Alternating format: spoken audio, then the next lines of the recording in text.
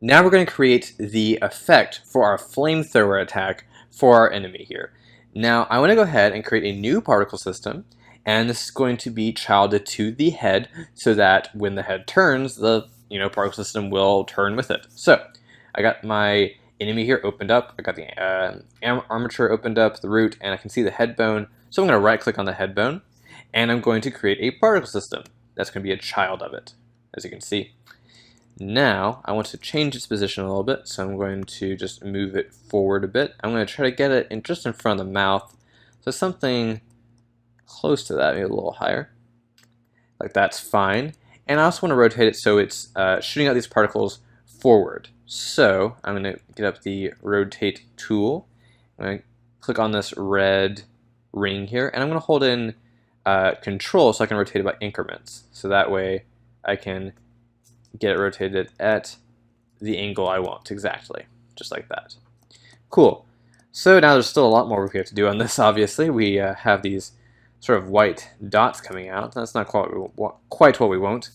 Let's go ahead and maybe change the material from this default particle material to a different one. So let's go back to, I'm in my standard assets, particle systems. I'm going to go into materials here. And let's start off by, I don't know, let's do this, the particle fire cloud maybe. Let's see what else we have here. We have these licks. We have, oh, a fireball. Well, that would be interesting. Let's give that a try actually. It looks like it's it looks like it's a sprite sheet though, with 1 on the X and then 4 on the Y. So let's just make sure we set that up as well. So I'm going to, I can drag and drop it in here, but that looks like it's a little bit challenging. So I'm going to just select this particle system, and then I'm going to drag and drop this into, and I might need to open up the renderer component. There's a material right here, so I can drag and drop this onto that. And you can see we still have to set up the texture animation sheet, so let's go ahead and do that. I'm going to click right here in this box to make it on, and then we need to make sure we fix this so it actually does something. So not 41, but 4, and there we go. So now that should be animating.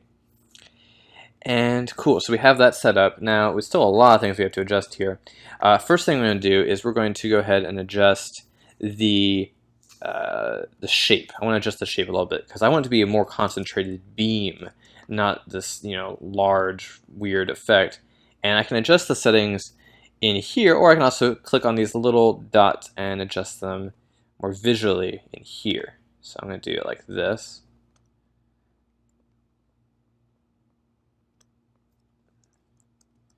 And just sort of, I mean, a lot of this is sort of trial and error, sort of figuring out what works best for you.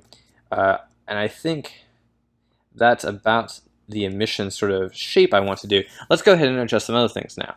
So I want to adjust the, first off, the lifetime. They're definitely alive too long, so start lifetime, I want to change this to be a random between 2 constants. So it's going to either last 0 to 5. That's a bit of a range. I'm going to change it to be, I want it to last from 1 to, let's say, 2.5. So 1 to 2.5 seconds. Or maybe let's do 3. And I don't want them just to be popping out whenever they die, so I actually want to change their color over lifetime. So I'm going to check that, and I'm going to go ahead and open this up. And what I'm going to do is I'm going to add a new tab up here, and I'm going to select this first one on the top, and I'm going to change the alpha to 0. Actually, I'm going to move this one over a little closer to that. I'm going to add another one in here, and I'm going to change this last one to 0, so it'll sort of fade in and fade out. I think that'll be much nicer. Cool. So with that, I also want to go ahead and go up here a little bit. I want this to sort of fall onto the player. So if I'm, say, in front of here, I want the flames to sort of reach down and sort of hit me. So I want to also maybe add in some gravity. So on the top here is a gravity modifier. I'm just going to go ahead and have this set to, let's try 1. Okay, that's a bit much. Maybe 0.1. That's also a bit much. Maybe 0.01, 0.05. And yeah, I guess that'll be okay for now. We might want to adjust that more later, but I think that's okay. Cool, so we have that.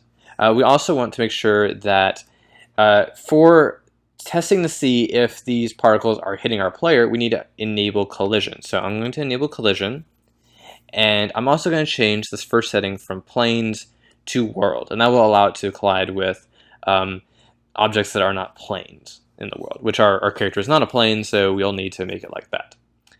So very cool.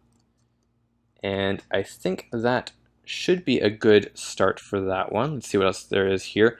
I think that's fine. Okay, let's go ahead and create another particle system. So I'm going to just duplicate this, and I'm going to go ahead and change its render material.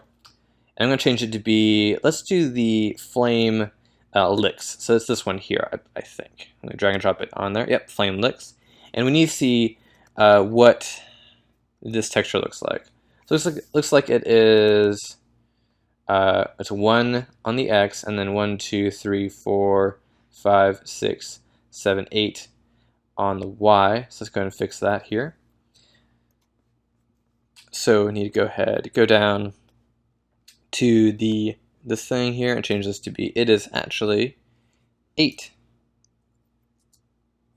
Cool. So now with that, we have that working a little better, but this is way too big. These particles are humongous. And so I want to adjust that a little bit. So let's also change, for this one, let's change the size over lifetime. And I'm going to go ahead and see what options we have here. So we have random between 2 constants. Let's do random between 2 curves. I think that'd be okay. It'd be kind of interesting to try out. So I'm just going to bring this one up a little bit. Not too high, because I want these to be pretty small. But I want them to sort of start off big and then get smaller. So I'm going to maybe do that and then bring this down, and then also bring this down. So they get pretty small. And I might also go ahead and change the emission shape a little bit, just to try to make this a little bit bigger. So, oop, that's the wrong thing. Emission shape, okay. So make the base a little, oop, I was rotating it. I'm going to switch back to the move tool so I don't accidentally rotate things. And make that a little bigger. Just like that's fine, okay. Cool, I think that's okay for now. And okay, so I think that adds a little bit more texture to this. It's pretty cool. I'm going to go ahead and do the last particle system here. And well, actually, let's go back to this one really quick and also add in changing the size over lifetime.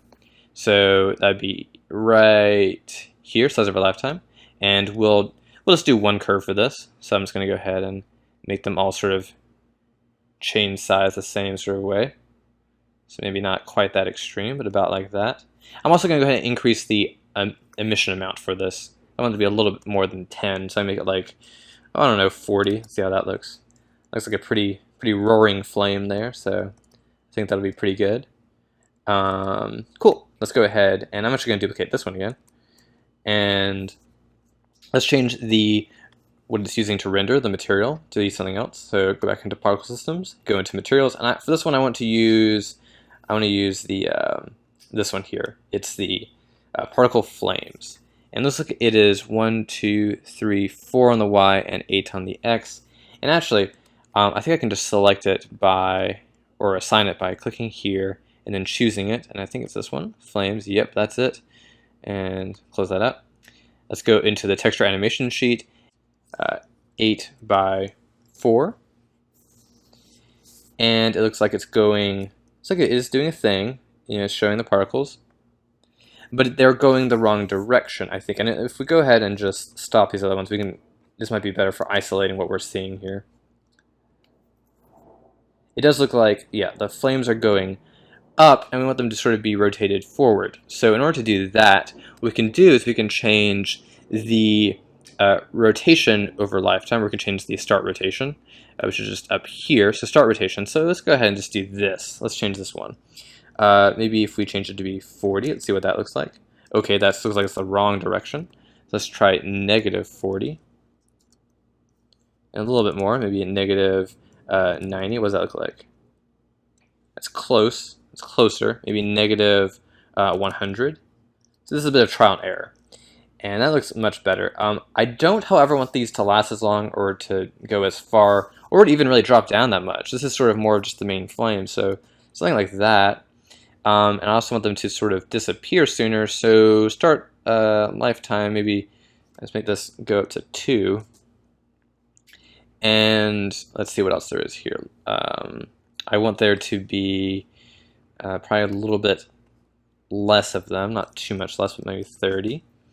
And I want them to, if we go down to the size of our lifetime, it's like that, I want them to get a little bit smaller actually. So pretty small, just like that. Now if I select all 3 of these, let's see what those look like. Those are cool. Those are cool. This is sort of the effect we're having. And honestly, it probably needs a bit more work, so I might work on it a little more off screen, but it's more or less just adjusting these variables we've been working on so far until we get it to the way we want it to be. So that's it for this lesson. Thanks for watching, and I'll see you in the next one.